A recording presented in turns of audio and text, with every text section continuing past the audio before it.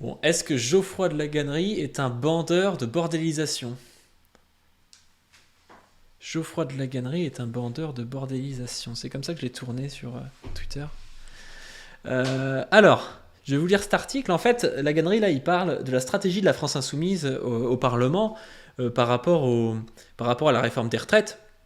Donc, vous avez remarqué, en gros, les insoumis, notamment la NUPS en général, mais les insoumis notamment, ont déposé énormément d'amendements pour éviter que la réforme des retraites, que tous les articles soient votés, si vous voulez, à l'Assemblée nationale, et donc qu'il y ait un vote notamment sur l'article 7, qui était l'article par rapport à l'âge de départ à la retraite, 62, qui passait à 64 ans.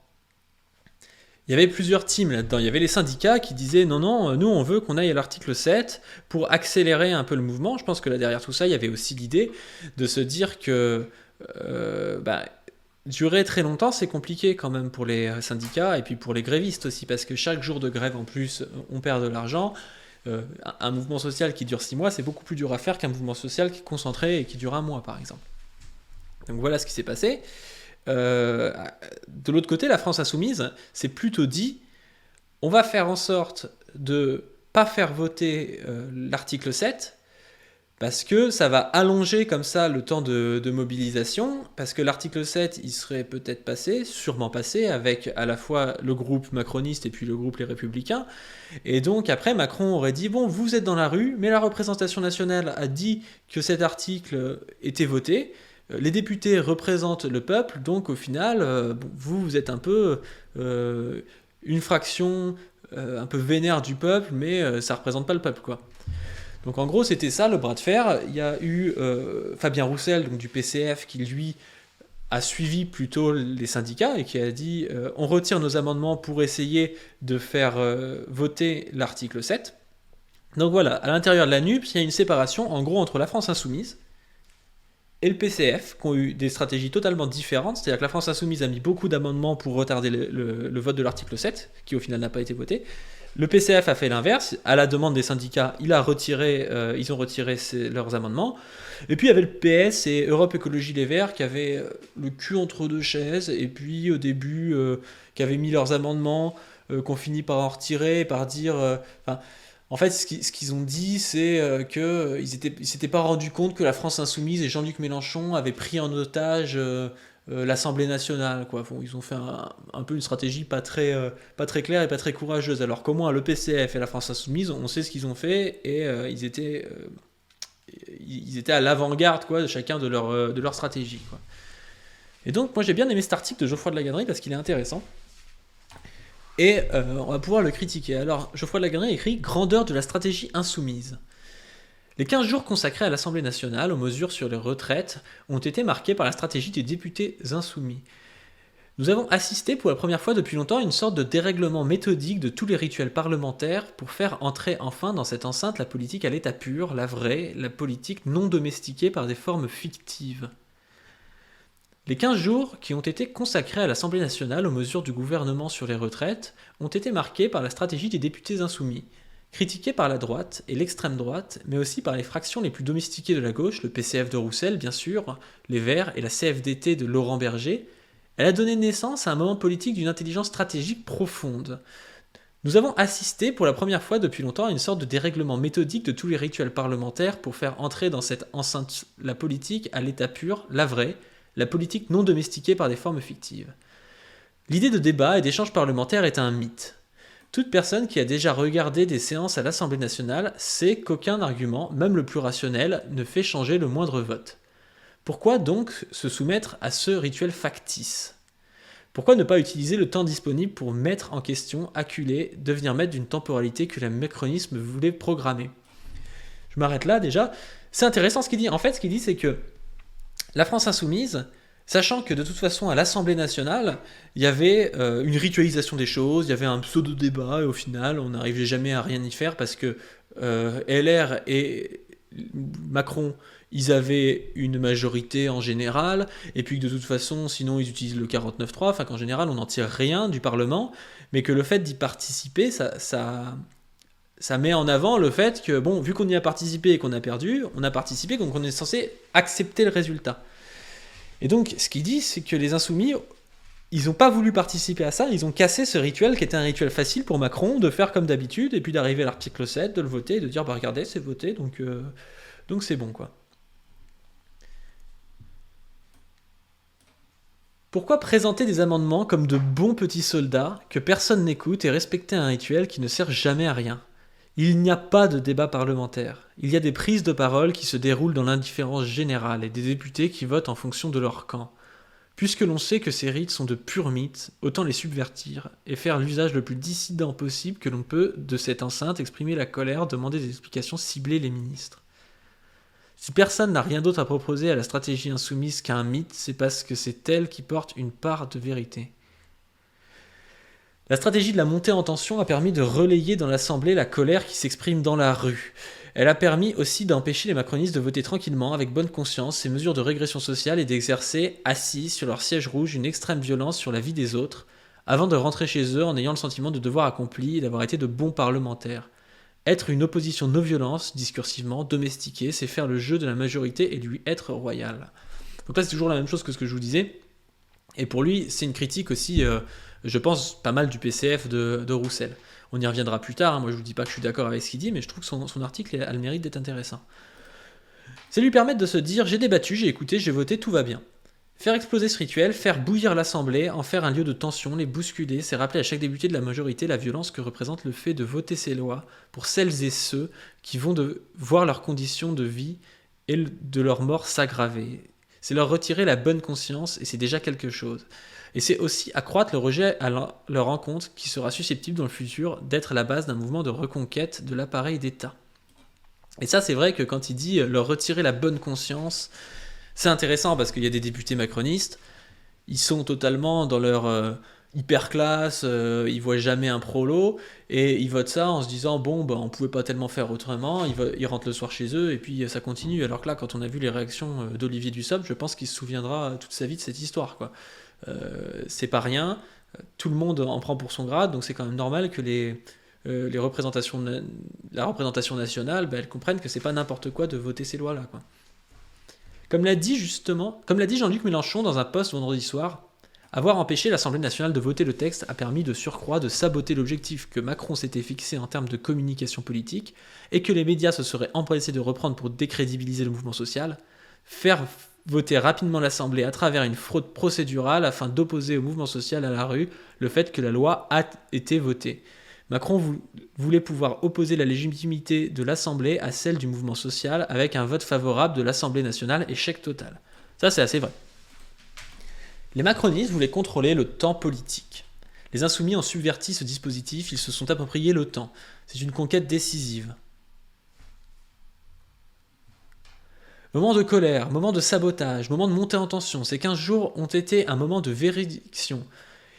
Il y a eu des polémiques sur Thomas Portes, posant avec un ballon sur lequel était collé un masque du ministre du Travail, ou Aurélien Santoul le traitant d'assassin et d'imposteur. Si certains se sont empressés de dénoncer cela comme des excès, il faut au contraire les voir comme les pièces essentielles d'une opération stratégique visant à mettre en question la déréalisation qu'opèrent les rituels politiques et à rappeler la vérité de ce qui se joue sur la scène dite politique. Il n'est pas indifférent que Thomas Portes soit cheminot, et que la présidente de l'Assemblée nationale, qui l'a exclu, possède 1,5 million d'actions chez L'Oréal, 40 000 euros d'actions émanant de plusieurs multinationales, LVMH, Kering, AXA, Total, BNP Paribas. C'est comme si la lutte des classes avait fait irruption de manière quasi parfaite au sein de l'Assemblée, celle qui préside une Assemblée qui fait voter les lois qui aggravent l'exploitation de classe dont elle profite et exerce des effets concrets sur l'espérance de vie, accusant de violence celui qui résiste de manière symbolique à la violence qu'elle exerce sur lui. Ça, c'est assez vrai parce que quand on dit oui, Thomas Portes, je sais pas si c'est dit Thomas Portes ou Portes, peut-être Thomas Portes. On dit Thomas Portes, il a pris une photo avec la tête d'Olivier Dussopt et du coup c'est hyper violent et tout. Oui, mais la réforme qu'il porte, c'est une réforme qui est extrêmement violente. C'est une réforme de régression sociale. Il y a plein de gens qui vont être dans la merde physiquement, dans la merde, qui vont pas pouvoir se payer certains soins de santé, qui vont pas pouvoir se payer de bouffe, qui vont même perdre, pour ceux qui sont peut-être un peu mieux qu'à ce niveau-là, mais qui vont perdre la joie de pouvoir faire un restaurant, de pouvoir payer un cadeau à leurs petits-enfants, ou des choses comme ça, quoi. Donc commencer à expliquer que c'est hyper violent d'avoir pris une photo avec un ballon, avec une tête dessinée dessus, c'est quand même ridicule, quoi. Si nous étouffons dans ce monde politique, c'est parce que c'est presque tout le monde qui joue un rôle faux, mythique, fictif. C'est parce que les discours sont en décalage avec la réalité et masquent les rapports concrets. Et c'est parce que tout le monde a tendance à se conformer à des rites prescrits et sans aucun sens, à aller au-devant d'une recherche d'une sorte de respectabilité institutionnelle et médiatique. Les oppositions sont trop souvent domestiquées et participent de la mystification politique et des effets de déréalisation qu'elle produit. Et il suffit de se souvenir de la manière dont le Parti communiste se comportait à l'Assemblée en 1947, alors qu'ils étaient un parti si important, pour comprendre que c'est dans la conflictualité et non dans la respectabilité que se trouve la clé d'une gauche puissante. Grandeur de la stratégie insoumise qui a fait voler en éclats les mythes politiques de l'Assemblée nationale, qui a domestiqué une institution pour en faire l'un des lieux essentiels de la conflictualité sociale assumée, sans masque, sans faux semblant, sans politesse. Ces 15 derniers jours furent un moment essentiel de la politique contemporaine. Et si le 7 mars est une réussite, ce sera en grande partie grâce aux députés insoumis.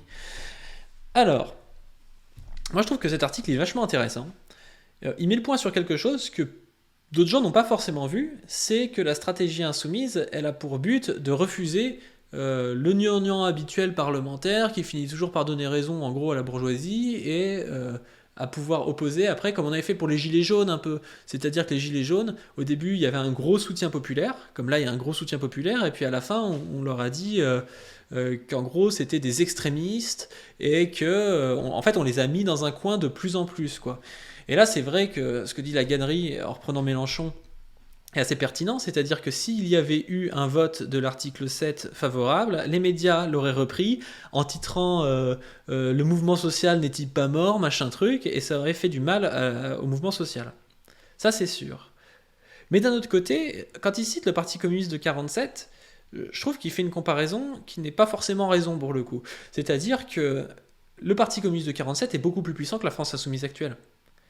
Et le comportement de la France insoumise, en quelque sorte, la stratégie, elle est bonne, ou elle serait bonne, s'ils avaient une puissance derrière eux, si les gens les aimaient bien, s'il y avait du monde, s'ils représentaient les classes laborieuses en lutte, s'ils avaient des médias qui les suivaient, ce qui était le cas du Parti communiste en 1947. Aujourd'hui, la France qui est dans la rue, elle n'aime pas forcément la France insoumise.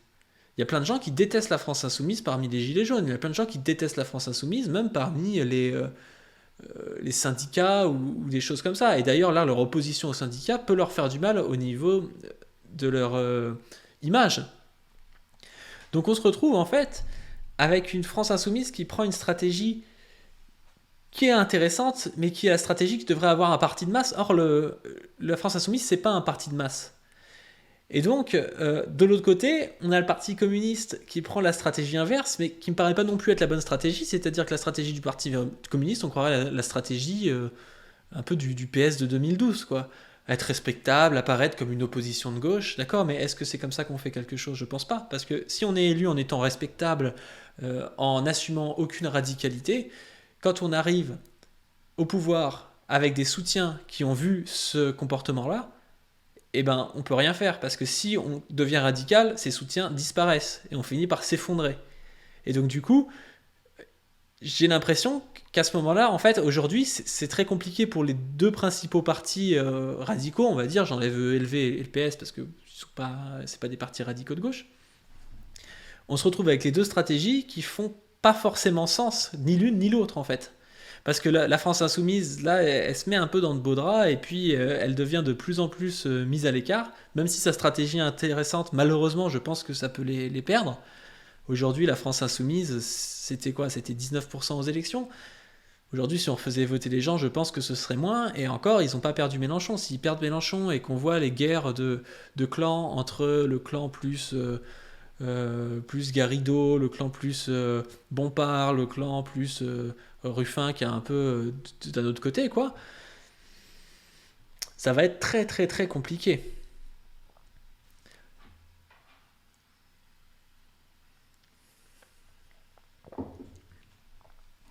Moi j'en ai parlé un peu avec Position Revue, il me faisait une métaphore qui était intéressante, il me disait la France Insoumise c'est un peu la Cassandre politique actuelle, c'est-à-dire qu'ils ont la bonne stratégie, mais personne les suit.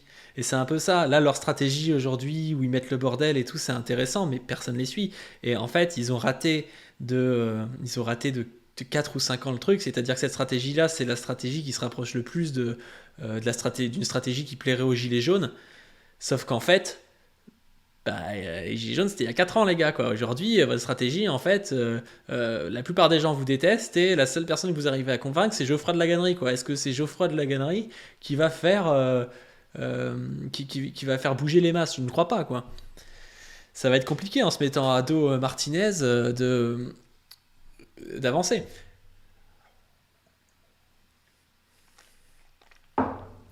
Enfin bref, moi je trouve que cet article, il permet vraiment de se poser des questions, quoi. Pour une fois, je suis assez content du travail de Laganerie, parce que Laganerie, des fois, je trouve qu'il a tendance à dire des grandes choses, très idéalistes, qui n'apportent pas grand-chose, quoi. Je sais pas comment vous le voyez, mais c'est un peu l'anti-Ruffin, Laganerie. C'est le mec qu'aucune personne de classe populaire ne va suivre parce qu'il comprend rien à ce qu'il raconte. Et même quand on comprend, au final, bon, est-ce que si c'est intéressant ça, je sais pas.